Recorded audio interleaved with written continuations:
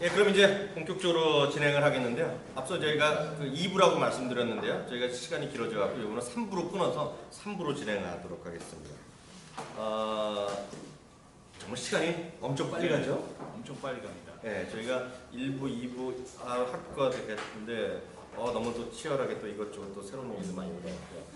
오늘 3부는요, 저희가 앞서 예고해 드렸던 대로 본격적으로 종목에 대한 리뷰라든가요, 그동안 얘기했던 거, 그리고 관심을 가질 만한 것들 얘기하겠고요. 그리고 주인공 다시 한번 소개해 드리겠습니다.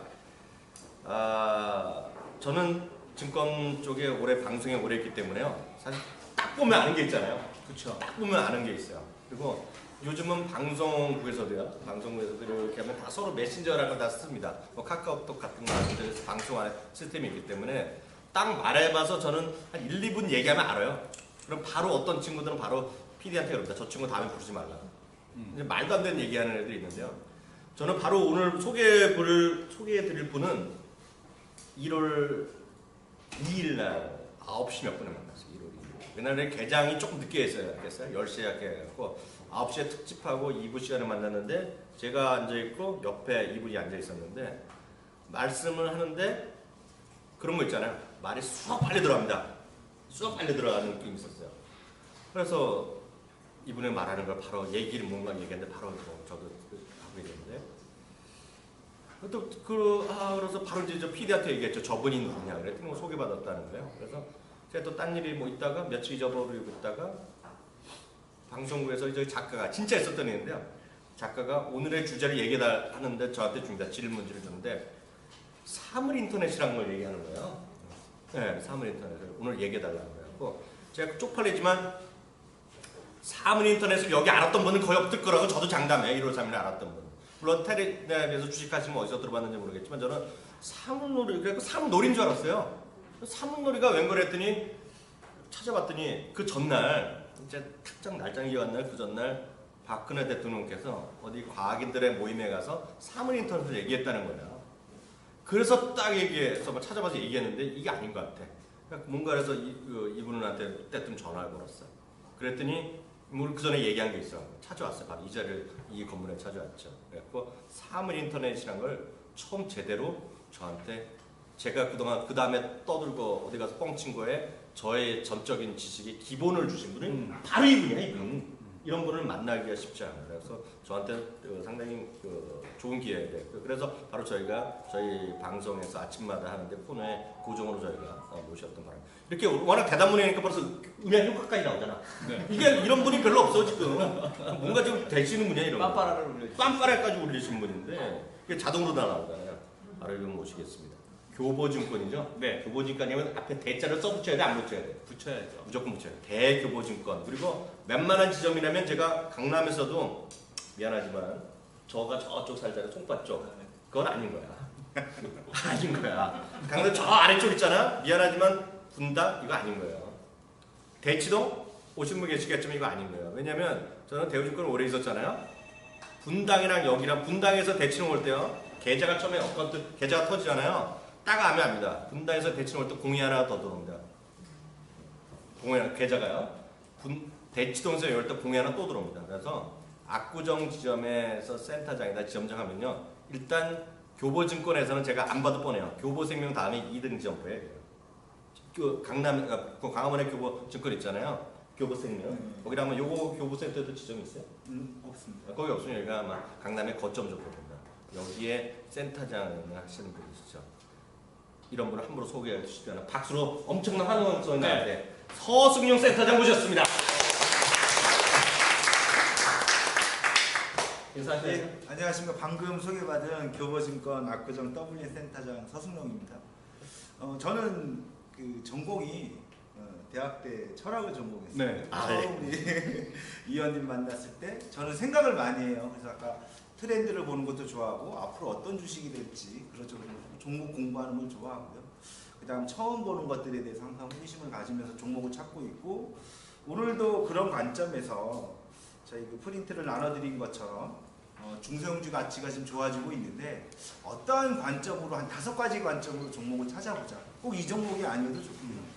종목은 1,500개 종목이 있으니까 이런 관점에서 투자 아이디어를 드리는 그런 관점에서 단지 반짝 떴다 지는 그런 패션에 움직이는 종목들이 아니라 앞으로 1년, 2년, 3년 성장을 할 수 있는 종목들로 한번 투자 아이디어를 공유하고자 그렇게 한번 준비를 해봤습니다.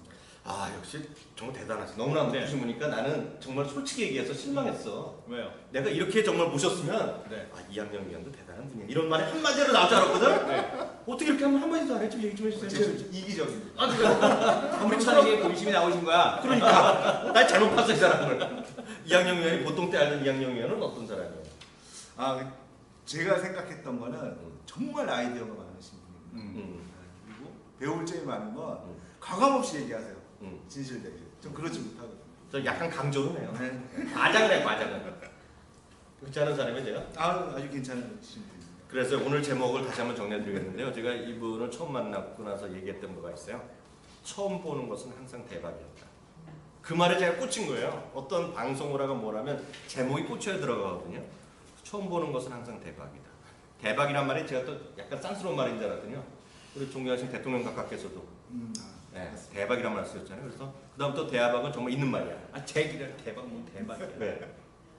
현대레벨이 다 올라가는데 뭔 대박이야 대박. 통일은 쪽박이야. 그 자기가 잘못한 거지. 아 현대레벨도 가야지 대박이지.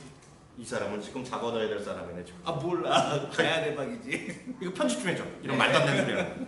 아 그래 아까 처음 보는 건 항상 대박이다의 그런 흐름에서 오늘 그 종목 얘기하기 전에 어떻게 5가지 정도 관점을 얘기해 주신다면서요? 네네. 그거 좀 간단히 해주세요. 관점은 하나는 그런 겁니다. 지금 현재 핸드백 쪽 시장이 뜨고 있는데 아까 박혜서 부사장님도 얘기했던 그 로만손 쪽에 있는 JSP나 아직은 눈에 많이 보이지 않는데 이제 하반기에 중국 입점을 하고 중국에 있는 온라인 마켓 시장이 진출을 합니다. 6월부터. 아 네.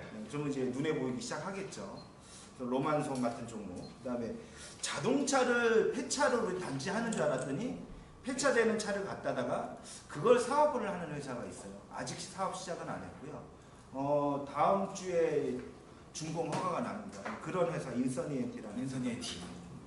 그다음 세 번째로 우리가 그 하이포크라고 보시기는 하는데 대중이? 예. 네. 하이포크를 보시는데 걔네들이 2년 동안 한 4천억을 들여서 수직 계약을 시킵니다.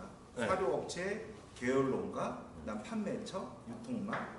그래서 원가 구조가 획기적으로 개선돼서 그런 매수주 중에서 제2의 대상이 될 만한 종목은 뭘까? 2, 3년 후도 계속 롱텀을 갈 수 있는 종목들이 꼭 CJ 말고도 팜스코란 종목이 제2의 대상감이다. 팜스코요. 팜스코. 많이 올라왔는데 더 갈 수 있다고 보시는 것 같습니다. 네. 그 다음에 이보다 쌀 수 있을까 해서 한번 초창기 때 우리 위원님이랑 꽂혔던 한국전력 그런 자산주 개념에서 한국전력이 아니라? 네, 한국전력이 아니라 어깨 말이죠. 이제 42,000원 왔습니다. 어느새 네. 예, 태원건설이라는 회사 SBS 자회사를 갖고 있는데 사실 자산 가치가 15,000원이 넘어요. 아직 장부가 평가도 안 했는데 근데 지금 현재 6,000원밖에 안 하거든요.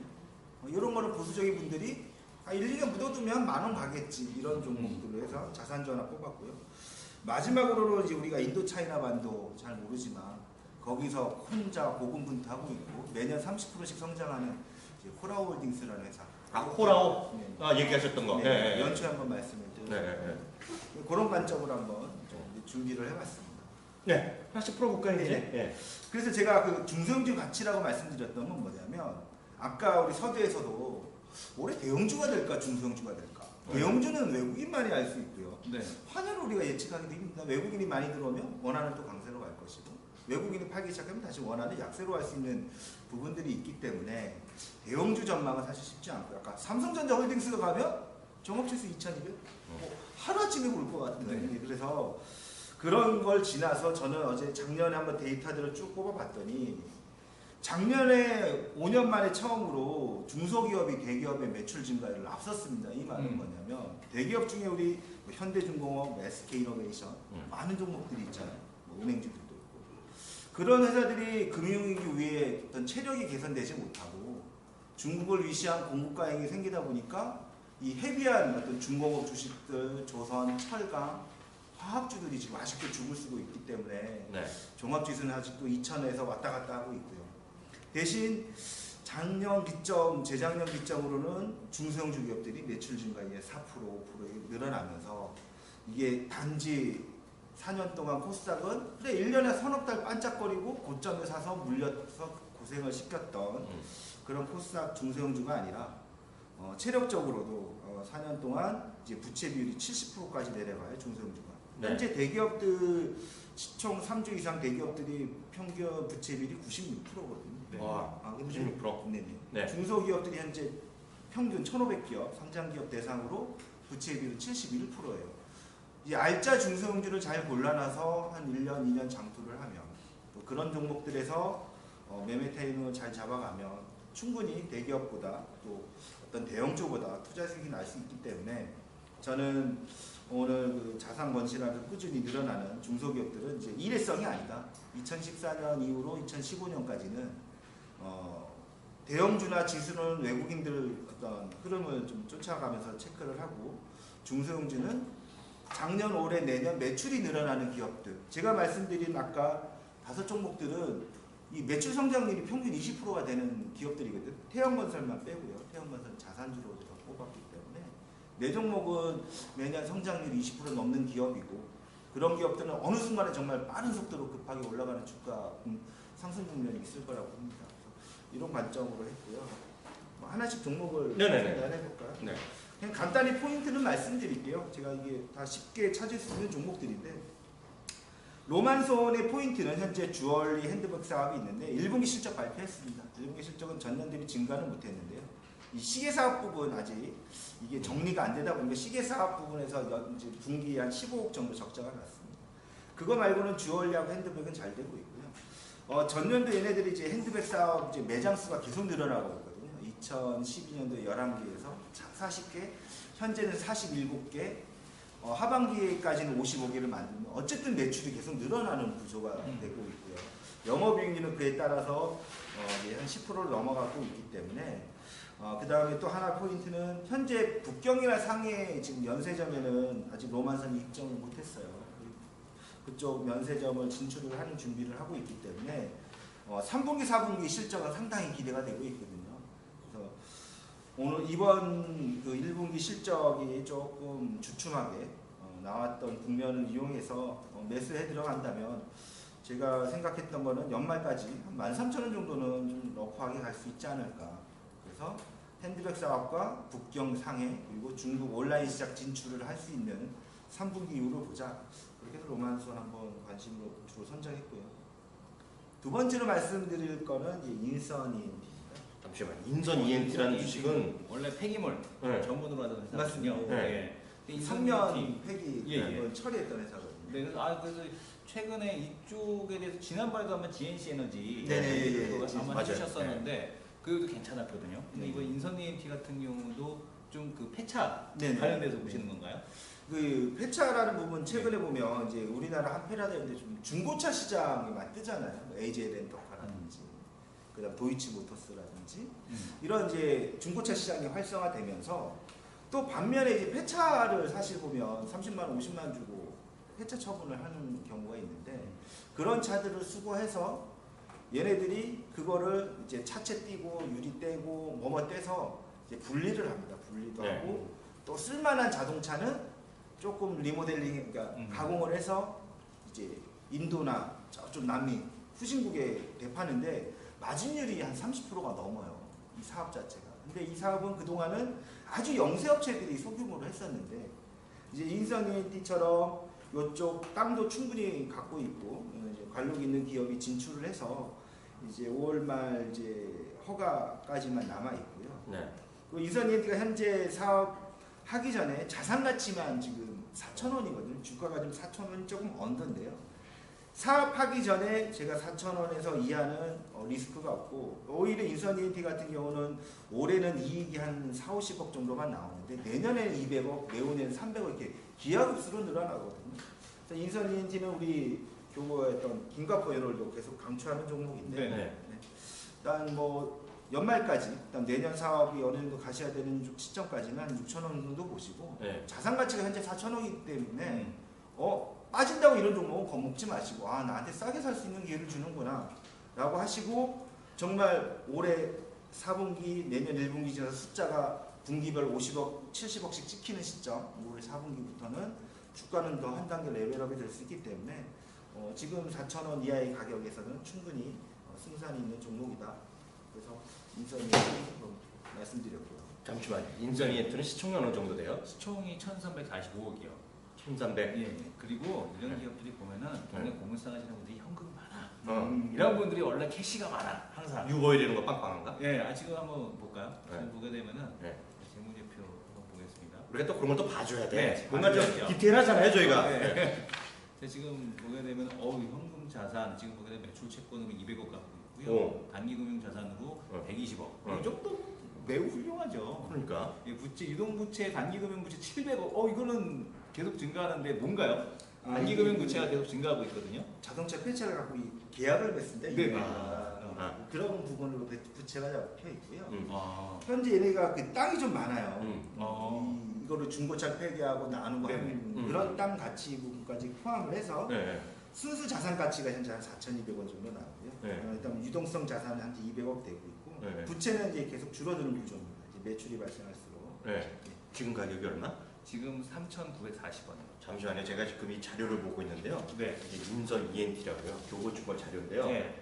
이런 거 주가 안 올라가면 누구한테 따지고 확인하면 되는지 알아? 김자, 갑자, 호자. 이런 분들 적어놔야 돼요. 좀 적어두세요. 항의할 때를 잘 항의를 해야 돼. 김가포 애널리스트. 난 아까 가포인 줄 알았어. 가포. 근데 37 어디에 37 잠깐만. 네. 잠깐만. 전화번호는 알아서 찾으면 구글에 하면 나와. 을호가 아니야. 을. 예. 갑이야. 갑. 이분의 부모님이 얼마나 대단하냐. 우리 자식은 갑이다. 너. 갑을 하라. 갑자 호자로 쓰였어. 가포님이 쓰시는 목표 주가가 놀라지 마요. 이분이 주말에 티도 값만 입어. 감 써봐. 더 중요한 거 얘기해. 지금 주가 얼마? 3,940원. 목표 주가 얼마나 써있는지 알아요? 목표 주가 얼마? 깜짝 놀랐어. 6,000원. 6천.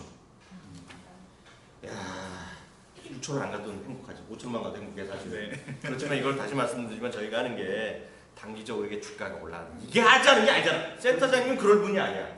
그런 거는 저 밑에 들어온 지 당신 같은 사람 친구가 이분은 그런 분이 아니야. 그러니까 잘 모셔야 돼요. 하여튼 인선이한테 전 듣다가 깜짝 놀랐는데요. 팜스코?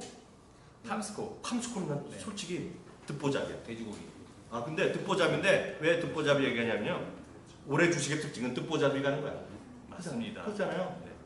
기가렌 들어본 적도 없어. 블루컴 들어봤어요? 나는 생전 처음 들었어. 블루컴이라는 거. 그런 게 막 따따블이 나잖아요. 함숙해 주세요. 팜스코는 이미 주가 상승은 이미 진행된 회사고요. 어. 앞서 로만선이나 인센이언티보다는 상승을 한 1년간 꾸준히 했는데 네. 이제 여기서도 왜 더 갈 수 있냐 이렇게 보면 네. 이게 숫자거든요, 숫자. 네. 팜스코라는 회사가 2년간 얘네들이 4년간 이 수직계열화 시킨 그 자금만 2천억을 투자를 했어요. 근데 회사 가치가 현재 한 4,600억 정도밖에 안 되거든요.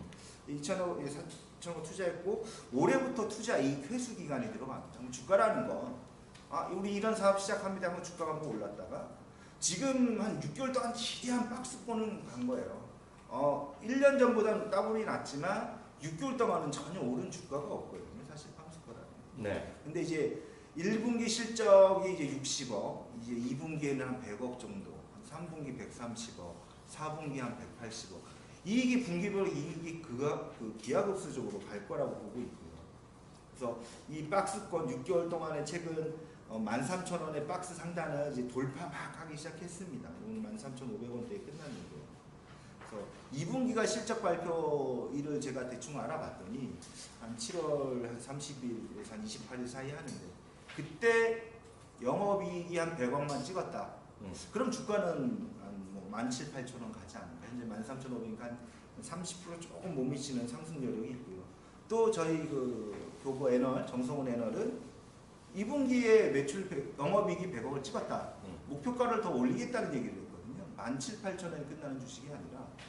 왜냐면 내년도에는 이 회사 이익이 분기별로 170억, 200억씩 찍히는 회사거든요. 그럼 지금 주가는 여기서부터 따블이 가야 됩니다. 내년에는. 그래서 내년 보고 따블 보고 사자는 얘기는 감히 조심스럽지만 2분기 실적 발표하는 7월 말 정도에 7월 말에서 8월 10일 사이 그 정도 될 것 같아요. 그 정도에 영업이익 100억이 찍혔을 때는 17,000~18,000원이 아니라 주가는 더 갈 수 있다. 그래서 13,000원대는 단언컨대 리스크는 없다라고 생각을 하고 있습니다. 뭐 많이 올랐다고 생각하지 마시고 최근 6개월 동안은 뭐 오른 게 없기 때문에 이 냄새가 나네 이 기업은. 2분기 실적에 포커스를 맞춰서 돼지고기 냄새가 나? 돼지 냄새가 나? 돼지 냄새가 좀 나네. 최근에도 뭐 꾸준히 외인 기관들 아니 왜냐면 네. 지금 보게 되면 개인 법인 기관 투자자 5명 지분이 음. 88%예요.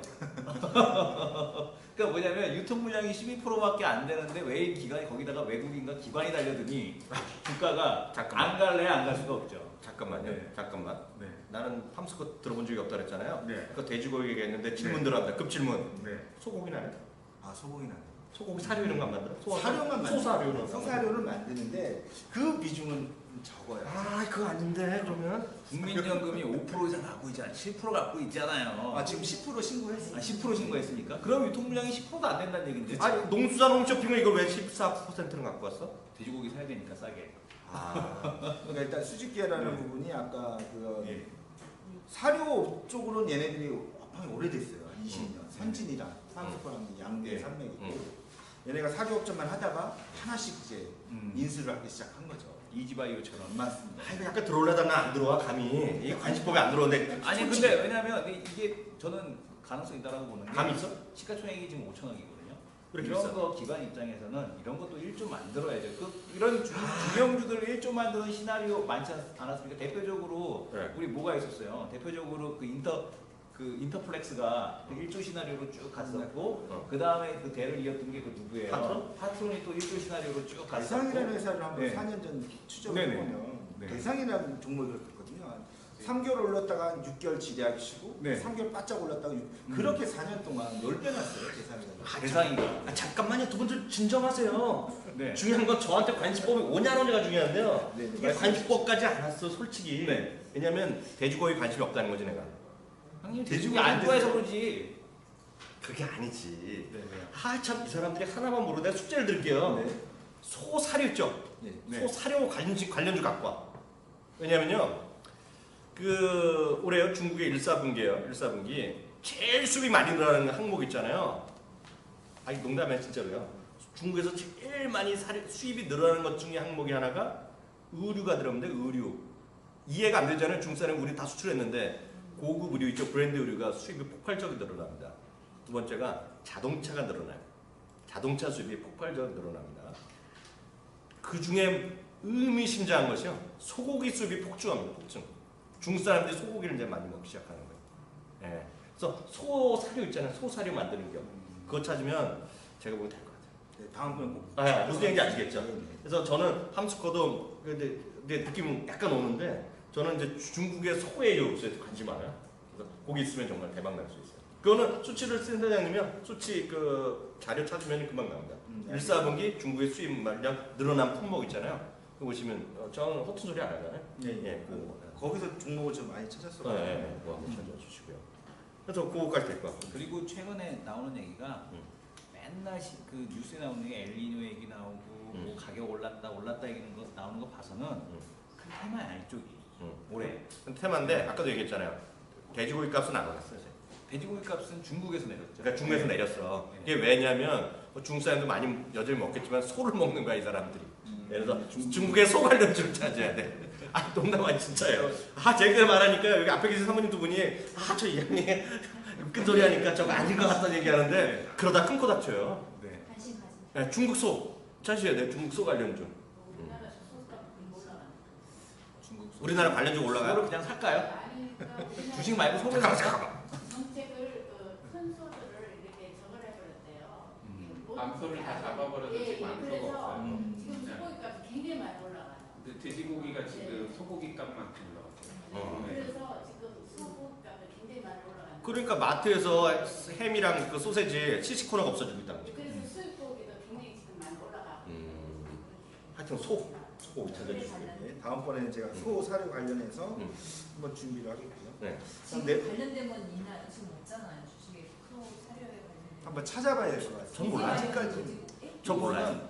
사료 회사가 다 지금 외국으로 넘어간 게 많아요. 이지바이오가 지금 사료 쪽인데 네. 요거는 그 지난번에 아까 말씀 주신 거랑 해갖고 딱 한 정보 팟캐스트로 아니면 두 남자 쇼로 한번 언급을 한번 해드리겠습니다. 네.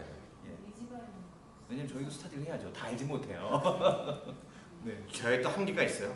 네. 저는 넓게 나눴는데 우리 인턴녀가 저한테 놀리는 거 있어요. 위원님은 어떻다고? 박학다식하죠. 깊이가 없다 그랬지 깊이가. 배움이 얇고 많이 먹어요. 저희가. 얇고 많이 하는데 질문 훅 들어가면요. 얘가 짜증들합니다. 짜증. 물어보지 마. 더 이상 물어보지 마. 더 이상. 깊이 물어보지 마. 몰라요. 네. 네, 다음 거 한번 갈게요. 태형건설 해주신다. 예, 네 번째는 이제 태형건설인데요. 네. 주가는 한참 이렇게 횡보를 했었던 회사인데요. 대표적인 자산주입니다. 연초에 한전 3만 원 초반에 3만 3천 원에서 4만 5천 5만 원 얘기했는데 그 다음 종목으로 한번 찾았던 거. 왜냐면 저희 고객들 중에서도 야 나는 손해보긴 싫은데 한 1년 기다리면 어떤 수익 한 20%만 먹자 뭐 이런 식으로 제가 찾은 종목이 두 번째가 이제 한전에서 태형건설인데요. 일단 현재 그 자산 가치가 일단 뭐 보수적으로는 12,000원, 조금 더 지분 가치랑 유가증권까지 평가를 하면 15,000원까지 나오고 있습니다. 지금 주가가 6,700원이니까요. 정상적으로 한 9,000원, 10,000원은 가야 맞지 않겠나라고 보고 있는데 포인트는 세 가지입니다.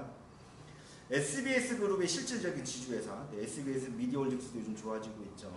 그 다음에 SBS도 꾸준하나마 현금 플로우가 나오고 있고, 또 얘네들이 그 자회사 하나 인수를 한 부분도 있었고요. 그 다음에 얘네들이 또 신규 사업 쪽으로 했던 그 포천 LNG 복합 화력 발전소, 요게 이제 한 80억씩 올해부터 영업이익이 들어옵니다. 올해 5월달 가동되는데, 그런 게 예, 있어요? 있어요. 5월에 그 포천 LNG 복합으로 해서 내년에 한 80억 100억 영업이익이 들어와요. 네, 봤는데 저거를 공사하는 거. 그렇습니다. 네, 포천 갔을 때. 예, 5월 가동이기 때문에 그래서 태형건설은 지금 5월 정도 사시면 6,000원에서 한 10% 정도 올라와 있는데 일단 연말까지 한 8, 9,000원 보시고 이건 뭐 보수적인 수익률이기 때문에 일단 좀 마음 편하게 들고 가야 됩니다. 왜냐면 특별하게 이슈 흔들릴 만한 게 없고 또 얘네들이 그 건설사 중에 상위 건설사예요. 부채비율이 가장 적은 삼성물산보다도 더 재무구조는 좋거든요. 태형건설 같은 경우 좀 마음 편하게 좀 목표가를 정해놓으시고 연말까지 가시고 아까 그 포천 LNG 복합 화력 발전소가 네. 내년부터는 한 100억씩 덤으로 들어오는 수익 구조가 생겼다. 그래서 만년 자산주만 있으면 주가가 안 움직이는데 네. 주가가 움직일 수 있는 요인이 SBS 미디어홀딩스 네. 좋아지고 있고 이익 많이 늘어나고 있고 그다음 복합 화력 발전소 늘고 있고 또 300억 들여서 아직 그 환경 전문 그 플랜트 회사를 인수를 했는데 올해보다 내년에 좀 기여를 할 부분인데 그건 조금 좀 조사를 해보겠고요. 그래서 좀 안정적인 자산주를 하나 태형건설 좀 뽑았고요. 네. 마지막 종목 넘어갈까요? 네. 뭐 하실 말씀이 태형건설에 있을 것 같은데 있을 것 같아요. 태형건설은 근데 이제 저는 이제 숨 넘어갈까봐 천천히 움직일까봐 지금 이제 천천히 움직인다고 야, 그러시는데 숨 넘어갈 것 같아요. 네. 저희 매 시세 보는 사람들 짜증나서 못 들고 있습니다. 사실. 네. 시세 잘 안 보시는 분들한테 좀 네, 시세 안 보시는 분들 딱 묻어놓고 그러니까 여행 갔다 오시는 두 사람들은 저를 그러니까 하는데 저는 눈이 아파갖고 잘 안 봐요 시세를요. 근데 저한테는 느낌이 딱 오는데 위원님께서 딱 적합한 종목. 저는 눈에 본 거를 있잖아요. 근데 제가 그 저기 발전소 한번 봤어요 지나가다가 아, 포천 연천이라다가 한 3-4개월 전에 봤는데 그게 태형건설이 하는 건지 처음 알았죠 지금. 이제 가동 시작입니다. 올해는 운전비용 빼야 되니까 올해는 기여도는 없고 내년에 내년에 한 80억에서 기여를 할 것 같습니다. 예. 그리고 다섯 번째가 이게 핵심이야. 네, 마지막 이거 종목. 그 지난번에만 말씀하셨고 이런 분이 또 없잖아요. 우리 좀 존경해야 돼요. 우리 탐방 뭐 쉽게 가는데 우리나라에서 정말 이 동네까지 비행기 타고 탐방 갔다 온 분 몇 명 안 되잖아요. 네, 많이 애널리스트도 안 갔더라고요. 그러니까 바로 어디까지 가셨어요? 아니 우리가? 가지도 않고 보고서 쓰는 데 있더라고요. 맞습니다. 네, 나는 깜짝 놀랐어. 뭐 맨날 CJV도 중국이 예. 좋다고 했는데 또 중국 가봤어? 안 안 가봤어. 가봤대요. 거기 깜짝 놀랐습니다. 그러면 제가 김주현을 맨날 깠어요. 네. 그러다 우리 이유청 기자한테 맨날 욕을 먹었어요. 감히 김주현을 욕하냐고 디스하냐고. 은밀하게 위대하게 보고 나서 내가 정말 보자마자 5분 만에 짜증이 났어요. 네. 저걸 영화로 만들었냐고. 네? 그래서 10점 만점에 마이너스 5점이라고 막 그랬거든요. 네. 근데 이번에 중국 가보고 반성했잖아요. 3days 보시고. 중국에 그 뚜레쥬르 있잖아요. 뚜레쥬르. 예. 뚜레쥬르가 있고 저기 그 파리바게트가 있잖아요. 네. 근데 뚜레쥬르엔 김지현이 있잖아요. 네. 근데 똑같이 중인민대 앞에 거기 그 한국 사람들 많이 있는데 뚜레쥬르에 오면 사람이 줄을 서요. 줄을 서서 빵을 먹는데 그 앞에 바로 건너편에 파리바게트가 있는 거야. 시식빵 나눠줘요. 그게 바로 김수현이다 느끼고 김수현은 신으로 모시기로 그래서 키스는 좋은 걸로 딱 그렇게 했거든요. 네네. 근데 중국까지 내는데 이 라오스 간 사람 거의 없잖아요. 라오스. 많지 않죠. 네. 최근에는 그래도 좀 가고 있는 사람들이 있습니다. 응. 그리고 이 코라홀딩스라는 회사는 이렇게 라오스를 제가 재작년에 갔었죠. 작년에는 저희 팀들이 같이 갔었고. 두 번이나 하셨어요, 그래요? 예, 예. 아 저는 한 번 갔어요. 어. 작년에 갔었고 작년에는 저희 KTV 쪽. 아래 것들. 예, 예. 아래 것들. 아래 것은 아니고요. 근데 이제 코라홀딩스라는 회사 좀 재밌습니다. 이 사업 구조가. 예, 이 오세영 회장이란 분이 이제 현대차 이 다섯 대의 중고차로 시작했어요. 13년 전에 사업을 시작해서 이제 이만큼 읽었는데 이제는 이 코라홀딩스의 포인트는 두 가지라고 보시면 되고 현대기아차로 수입되는 차를 이제 독점 계약을 맺었거든요. 이제 미얀마, 라오스, 캄보디아 이렇게 이제 인도차이나 반도. 물론 소득 수준이 아직 1,000달러밖에 안 돼요. 우리나라가 지금 한 23,000불 뭐 이러고 있는데. 근데 이 라오스에서 이 코라홀딩스가 오토바이 제조까지 합니다. 중고차를 했다가 이제 오토바이도 조립하고 이제는 우리 자동차도 만들어 보자. 그래서 이제 트럭을 만들기 시작해요. 차체는 이제 중국 거 쓰고요. 이 전장 부품은 태국.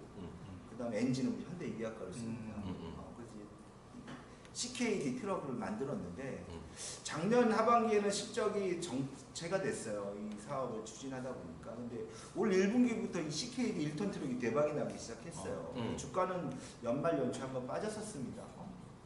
사업이 잘 되는 거 맞냐? 근데 이제 2만 원의 바닥을 치고 이제 주가는 올라오고 있는데 1분기 실적 발표가 이제 아마 5월 27일로 알고 있는데 그때 이후로 아마 좀 주가는 조금 더 좀 우상향으로 가지 않을까라는 생각을 했는데 이 CKD 1톤 트럭이 대박이 나기 시작했고 그 다음 얘네들이 작년에 그 유상증자 한 부분 갖고 얘네들이 그 할부 서비스를 합니다. 아, 금융 서비스? 할부 금융. 여기가 마진율이 좋습니다. 그거 돈 되는 건데? 왜냐면 이 나라들이 후진국이기 때문에 야 너 3천만 원 주고 차 사라면 그럴 만한 사람이 없어요. 그렇죠.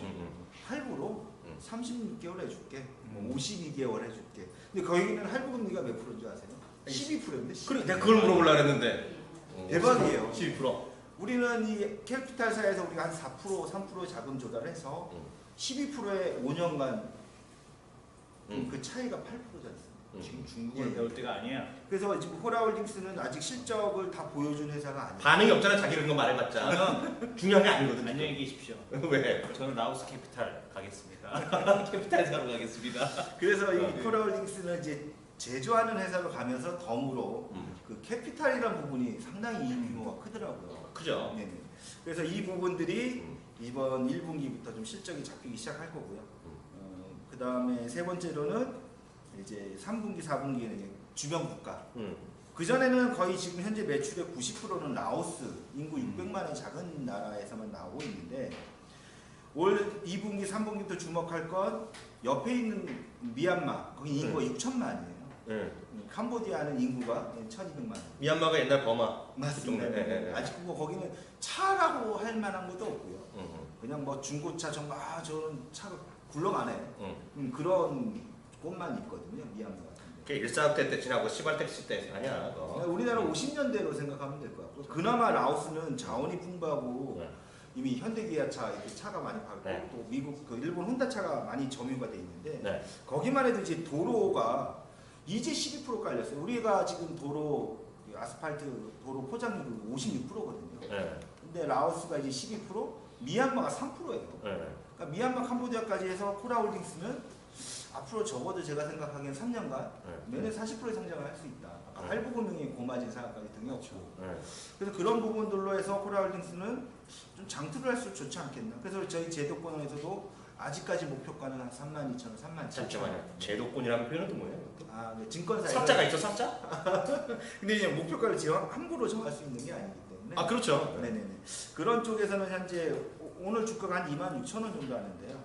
일단 1차적으로 보고 있는 주가들이 한 32,000원, 36,000원 정도이기 때문에 저는 한 34,000원 정도는 올해 안에 가지 않을까. 그래서 제가 아까 오늘 프린트를 나눠드렸거든요. 제가 전망했고 올해 한 40% 성장 가능하고 내년에는 미얀마 진출에 따라서 몇 프로 성장은 가능할지 모르지만 아까 말씀드린 대로 할부금융을 끼고 그다음 미얀마, 캄보디아가 이제 시장을 열기 시작했거든요. CKD 트럭이나 네. 중고차 시장도 또 현대기아차가 미얀마, 라오스로 독자적으로 가기에는 시장 자체가 너무 작아요. 막구가 안 나오지. 그러니까 예, 규모가 안 현대기아차는 나오지. 예. 그 코라홀딩스에 니네가 먹어라 딜러십을 준 거죠. 그 딜러십하고 또 좋은 게 코라홀딩스는 이제 그걸 넘어서 BMW랑도 협약을 맺어서 BMW 차도 팔아주고 좀 사업다. 거기서 높은 어른들을 위해서 그런 거 아는 거 아니야? 네, 그렇게 해서 AS 코라홀딩스도 해주고. 네네 지금 주가에서는 네. 한뭐 1년 2년 뽑으시면 네. 좋은 흐름이 나오지 않을까. 그렇게 해서 마지막 종목은 코라홀딩스. 아 잠깐만요. 이것도 중요한 걸 얘기 안 해주시는데 숨겨놨어. 뭘요? 이게 보니까요. 난 이거 보고 깜짝 놀랐어요. 이게 다 이 친구가 우리 센터장님의 네. 아내 것들이야. KDB 대우증권 친구인데 4월 14일 날 레포트가 나왔는데요. 목표 주가 37,000원 제시했어요. 이름이 이 친구는 대박이네. 오늘 왜 이래? 아까 그 친구 이름도 대우증권. 아름이 아까 교부증권 이름이 가포라고 그랬잖아. 가포. 잃어버릴 수도 없잖아. 의로도 아니고 가포야. 동생 그런가? 걔가? 모르겠어요. 근데 이 친구 대박이네. 이 친구가. 자기 보면 깜짝 놀랄 거야. 맞습니다. 성은 이신데 네. 이름이 대우야. 대우. 이대우. 아 얘는 딴 데 갈 수가 없네 이 친구는요. 그렇죠. 그래서 뽑았을 수도 있어요. KDB에서. 이 친구가 왜 그랬을까? 이 아버지가 왜 대우라고 적었을까? 왜냐하면은 네. 그 회장님께서 보시면 네. 그 아마 눈물을 흘리지 않았을까 이 친구를 보고서. 김우중 회장 네. 존경해야죠 존경. 네, 저한테 먹을 거를 회장님께서- 줬으니까 네. 김우중 회장. 광산 깊이에요 이 사람이. 아 그렇습니까? 네, 김우중 회장. 그래서 엄청나게 프라이드가 강합니다. 광산 깊이에 대해서. 근데 이름은 이자인데 이름인데요. 제가 그 말씀드린 게 아니라 딴 게 아니라 매출 대박 늘어나요. 매출이 이런 거 적어둬야 돼요. 작년에 3,300억, 잘 좀 적어. 예. 3,300억이거든요. 올해 4,600억으로요. 거의 한 50, 45% 정도 늘어나고 문제가 이게 아니야. 내년에 또 25%또 늘어나네. 그쵸. 6,000억도 늘어나고. 그러다 보니까 이익이 작년에 280억에서 올해 500억, 내년에 680억, 그 다음에 800억. 이게 정말 이대로 된다 그러면요 이건 올라갈 수밖에 없는데 800억인가요? 800억 네네. 단어가 이 사람 네네. 난 그 정도는 하는 사람이야 내가. 근데 단어 내가 다니는 애가 정확히 불러요. 네. 근데 이게 보니까요 대박이네 대박. 네. 그리고 이게 자동차가 처음 제가 자동차로 먹고 살기 시작했다고 얘기했잖아요. 네네. 그 김우중 회장 예. 그래갖고. 근데 이게 말이 되는 거예요. 근데 제가 사실 주가는 별로 잘 못 봤는데요. 아까 오무수 회장님? 오세영 회장. 네, 이분을 여기 혹시 보신 분 계실 거예요. 저는 이제 글로벌 한국인의 뭐 이런 걸 KBS에서 이런 거가 잘 안 보시는데 어르신들은 봐요. 일요일 날 밤 12시 반에 이런 거 하는데 제가 이분을 본 적이 있어요. 3, 4년 봤고 네. 한국 대표적인 한국인의 한자 있죠. 한상 회의할 때 보면 항상 나오는 분 중에 한 분이어서 근데 그런 걸 알고 있었는데 제가 할부금융이라는 걸 처음 들었네요. 근데 할부금융이 제가 대우에 있을 때도 보면 이걸 하려는 게 돈 벌려고 하는 거예요. 이게 돈 장사가 되거든요. 이게 보면 12%도 전 생각과 딱급으로 한 20% 될 줄 알았는데 그보다는 낮은데. 낮게 지금 들어가는데요. 네. 이게 차종별로 약간 틀립니다. 음. 제공하는 퍼센티지가. 그리고 이제 5년 하면 좀 더 이자를 더 비싸게 주겠죠. 네. 이런 걸 할 텐데 하여튼 대박이네요.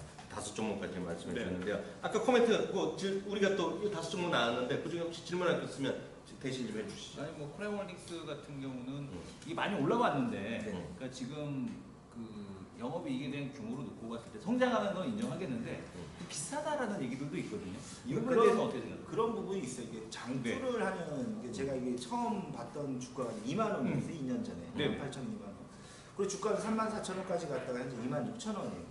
네. 이런 게 성장성이 같고 그 코라홀딩스라는 부분이 그런 거예요. 이제 성장률은 제가 평균치를 보니까 지금 상장일에 34% 정도 성장이 나오거든요. 네네. 매년 34% 성장하는 기업은 저는 적어도 펀을 한 30배를 줘야 된다. 아, 근데 올해 실적 기준으로 30배를 주면 그 가격이 34,000원이에요. 올해는 한 34,000원? 내년에도 그렇게 성장이 가능하다? 그럼 내년에 한 4만 원 넘어갈 수 있지 않을까? 저는 이 성장률만 30% 이상 평균이 유지가 되면 펀은 30배를 줘야 된다. 저는 그런 생각을 갖고 있습니다. 성장형 종목으로서 네네. 코레몰릭스 그렇습니다. 제가 오늘 출산자님 모시기 어려우니까 제가 혹시 나중에 한 두세 번 더 질문을 받을 텐데 시간이 있으면요. 제가 질문을 안 드리겠습니다. 네. 우리 지난번에 팟캐스트 여기에서는 안 들으셨지만 저희 팟캐스트 들은 분이 한 해에 한 4천에서 5천 분 되는데 대한해운 있잖아요. 네네네. 대한해운을 뜬금없이 얘기 한번 하셨잖아요. 대한해운에 대해서의 생각 한번 주세요. 이게 보면 정말 장기적으로 보는 분들이요. 아, 네. 이게 지금 망하지도 않을 것 같다는 생각이 있고 그러면 저거 가격대는 괜찮아요 사실은. 예, 예. 근데 이게 증권사마다 그 증거금률 100%짜리가 몇 군데 있어요. 네네. 그래서 증거금 100%짜리란 건 아실 텐데 그러면 증권사에서 공식적으로 얘기를 잘 안 하거든요. 저런 주식을요. 근데 대한해운에 꼭 비친 이유 다시 한번 얘기해 주세요. 대한해운은 제가 두 가지 관점에서 봤었거든요. 이렇게 네. 한진해운은 컨테이너잖아요. 네, 그렇죠. 대한해운은 벌크인데 네. 벌크 쪽의 그 BDI 지수라든지 그다음에 유럽은 사실 지금 확실히 플러스 성장으로 돌았어요. 네. 금융위기 이후 동안 금융 또 특히 동유럽 쪽, 마찬가지로 서유럽도 그렇고 다 어려워서 이 유럽이 좀 살아야 이 해운업이 살아나거든요. 그리스를 포함해서 거기가 이제 살아나기 시작한 것 같아요. 그 대한해운이 이제 한번 주인이 바뀌었고 이제 한번 이제 감자도 했고 재무가 좀 많이 개선이 됐거든요. 근데 네. BDI 지수 돌고 유럽이 돌면서 얘네들이 흑자가 나기 시작하는 거예요. 이번 1분기 기점으로. 그러면 구구장창 빠졌던 회사가 이제는 영업이익이 흑자가 나요. 그리고 2년간 그 기업 회생을 통해서 부채비율은 많이 감소가 되거든요. 필요 없는 용선들 많이 해지되고. 그러니까 안 좋을 수 있는 건 다 이미 떨군 상태에서 영업이익 흑자라는 게 전 턴어라운드 관점으로 봤었고. 그리고 두 번째 관점은 뭐냐면 이제 여기 새로 들어간 돈들이 있잖아요. 네네. 근데 그 들어간 돈이 제가 지금 평균 주가로 얘기하면 좀 어렵지만 네. 그거보다도 한 20-30% 지금 하락한 주가이기 때문에 우리 좀 투자자 마인드로는 이 사람들보다 한 1-2년 사이에 자기네들이 들어간 돈 여기다가 애썼던 그런 돈 정도는 뽑아내지 않을까. 그래서 저는 한 20-30%는 좀 충분히 오르지 않을까라는 두 번째 관점으로 봤던 겁니다. 혹시 질문할 거 있어요? 아니요, 뭐 아까 코라홀딩스 얘기도 저는 모든 걸 다 가름하겠습니다. 질문 없으시면 혹시 네. 여기 또 오신 분 중에 혹시 질문 있으신 분 있으면 두세 분만 받겠습니다. 나중에 보면 앞서도 말씀드렸다시피 이런 걸 하면 나가면 물어보시는 거 있는데 나가면서도 대화가 끊겨요. 저는요 상식적으로 제가 이제 개인적으로 말씀드리면 저는 제 친구들이나 누구한테 주식 얘기를 절대 안 합니다. 그리고 심지어는 저희 딸이 6학년 될 때까지 저희 아빠가 뭐 하는지도 몰랐어요. 주식 얘기를 안 하기 때문에 집에서 보지 않기 때문에. 그래서 질문 있으면 저도 좋고 이 친구도 좋고 센터님한테 질문 있으시면 간단한 거 한 세 분만 받게 세 개. 네? 나가고 나가고 이제는 좀 관심이 있어. 남강토건이요. 나가는 건지 맞아요? 냉동통은 이제 스터디가 안 돼서. 그러니까 대한해운 같은 경우는 이제 어떤 BDI 지수를 통해서 그것도 좋아질 관리죠, 거라는 건 그러면? 아는데 낭망토건은 제가 가보지 않으면 그 기업은 좋아질지 안 좋아질지 사실. 그 난강토는 잘 모르겠네 저희가. 네? 뭐 관리 탈피했다고 다 좋아지는 건 아니에요. 뭔가 좋아질 수 있는 전기가 있어요. 위에서가 영업이익이 흑자가 난다든지 뭐 그런 신호가 있기 전까지는 아니면 제가 직접 가보든가. 근데 난강토건은 아직 잘 모르고. 보셨겠지만 우리 센터장님은 딱 가보 눈에 본 거 그걸 믿는 거예요. 또 다른 거냐? 대한해운 목표가는 지금은 높게 잡을 수는 없습니다. 지금보다 한 20% 정도. 네. 그러고 나서 네. 다음 네. 실적 봐야 될까. 증권주는 앞으로 어떻게 될 것 같아요? 증권주는 증권회사에 계신 분은 말씀하기가 곤란합니다. 그죠? 네. 증권주는 형님이 한번 얘기해 주세요. 제가 증권주를 얘기할까요? 예. 제가 오늘 혹시 방송 혹시 두 남자 쇼 보시고 오셨어요? 키움증권에서 저희 하는 방송. 오늘 반인들은 자주 보세요? 제가 오늘 이런 걸 보여드렸는데요. 제가 오늘 방송 녹화는 모르겠지만 증권회사라는 거는요. 그 연봉으로 쫙 보시면 연봉이 이런 거 있잖아요. 월봉 연봉으로 보시면 1989년이 최고였어요. 그리고 90년 그리고 80 인간적으로 보면 89년에 입사한 새끼 친구들이 X가 됐어요. 완전. X. 89년은 주에 보면 사익감 최고로 불렸던 게 89년에 89년에 대우증권 우선주 기준으로요 5만 원 갔어요. 5만 원의 물량을 중자를 받았어요. 이 친구들이. 그 친구들은 여자도 그렇고 남자도 그렇고 시집장 갈 때 엄청 애먹었어요. 워낙 빚이 많아갖고 퇴사를 못합니다. 저는 어땠냐면 90년에 입사했어요. 그런 전 피해 다니는 저는 그런 거예요. 그리고 혜택은 다 봤어요. 90년, 91년, 2년 연속 1350% 보너스만 받았어요. 그게 90년, 91년이에요. 그리고 98년, 99년에 대우증권이 증자를 한번 했습니다. 예, IMF 때요. 저는 가감히 거부했죠. 안 받았어요. 제 용기가 있으니까 안 받았죠. 안 받아도 욕 박살나게 먹었는데 제가 안 받았어요. 그거 받은 애들 또 6년 또 고생했어요. 그게 증권주의 현실이라고 보고 있어요. 증권회사들이 어디나 이 빌딩만 하더라도 대우증권 여기 빌딩이 있었습니다. 엄청 화려하게 꾸며놨었어요. 대우증권에서 처음으로 명품 센터를 했고 엄청 돈을 싸발려서 했고 여기 지점장을 시티은행에서 스카드에서 뭐 돈 몇 억 주고 내려갔는데요. 6개월 만에 한 1년 만에 뭐 나갔죠. 장사가 안 됐어요. 그게 증권주의 현실이라고 보기 때문에요. 저는 증권주는 지수만큼 가면 된다라고 보세요. 그래서 지수 정도 본다. 그게 제 답입니다. 지수 정도. 지수보다 더 이상 가기 솔직히 저는 쉽지 않다는 생각을 하고 있습니다. 예, 다음. 크루시엘 때 어떻게 상호에 어떻게 됐지? 크루셀 텍좀 아세요? 크루셜텍이 어디 너무 심해. 오늘 찌라시가 돌긴 했는데 크루셜텍이 뭐 자회사하고 오늘 돌았던 내용 중에 하나가 뭐냐면은 크루셜텍 자회사하고 지문 모듈 관련해서 뭐 그 개발을 했다라는 얘기는 있었어요. 그리고 또 최근에 납품된 얘기는 있는데 이게 올라갔던 게 이제 갤럭시 S5에 이제 지문 모듈 납품하겠다라는 것 때문에 사실은 이제 납품이 안 됐고 이제 다른 쪽으로 이제 그 중국에 있는 이제 그 다른 기업에 이제 납품을 한다라는 얘기는 있는데 크루셜텍 같은 경우는 저는 이제 이렇게 보거든요. 왜냐하면 제가 그 동사무소 그 납품을 지문 인식하는 모듈을 제가 만들었어요. 근데 안타깝게도 그 인식률이 좋지는 않습니다. 근데 그게 왜 그러냐면 그 특허는 어디서 갖고 있냐면 그때 당시에도 어센텍이 갖고 있었거든요. 그러니까 근데 그 기업을 작년이었죠. 작년에 올해 초였나 작년이었나 하여튼 그거를 갖다 애플이 인수해 갔어요. 그래갖고 크루셜텍이 작년에 한번 이렇게 쫙 올라갔던 거거든요. 왜냐면 어센텍하고 그 당시에 같이 개발을 하고 있었고 크루셜텍이 그러다가 이제 그걸 쪽냈어요. 그래서 크루셜텍이 뭐 삼성이 뭐 데려갈 거다라는 얘기 때문에 올라갔는데 그냥 기대감으로 계속 왔다 갔다 하는 정도? 아직까지 매출이 이렇게 지문인식 쪽과 관련돼서 특허 모듈은 그러니까 진짜 특허 모듈은 그때 당시에도 그 동사무소 지문인식 모듈 만들 때에도 다 어센텍에다가 로얄티를 줬어야 돼요.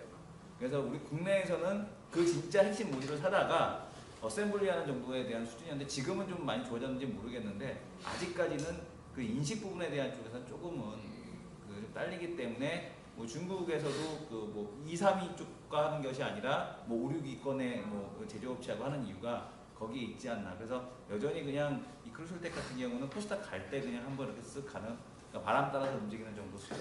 아이고, 뭐가 끝났어요. 네. 잠깐만요. 센터장님. 네. 대단하지 않아 이 친구야? 왜요? 지금 공대생이에요 공대생. 쓸데없는 거 쓸데없는 걸 많이 하고요. 게임도 많이 하고요. 게임도 엄청 합니다 이 친구야. 그 게임 맞습. 그게 어떻게 된 거냐면 게임을 하다가 그때 제가 인수를 당했어요 회사를. 네. 그 인수 당하면서 그 회사가 네. 그 IT 회사였는데 그 회사에서 제가 이제 프로그램 팀장이니까 네. 이게 얘네가 이거를 못 하는 거예요. 그 동사무소 납품을 해야 되는데 이게 자꾸 오류가 너무 심해서 그 개선해 달라고 그래갖고 그 프로젝트에 제가 잠깐 들어갔었거든요. 그 재미없는 얘기 자꾸 해요. 그게 지문 물어보셨어요? 인식이라는 거. 예, 지문인식 모듈. 한 분만 더 받겠습니다. 한 분. 나가면 기회가 없어요. 이제. 저는 저 앞면 바꾸는 사람들이에요. 네. 오늘 없으면 이제 그만하겠고요. 정말 정말 귀한 시간 내주셔서 감사합니다. 그리고 정말 센터장님 다시 한번 감사드리겠고요. 저희 수고해주신 모든 분들 오늘 이렇게 해서 딱한 정 팟캐스트 1년 특집 방송을 50회 모두 마치도록 하겠습니다. 감사합니다. 감사합니다.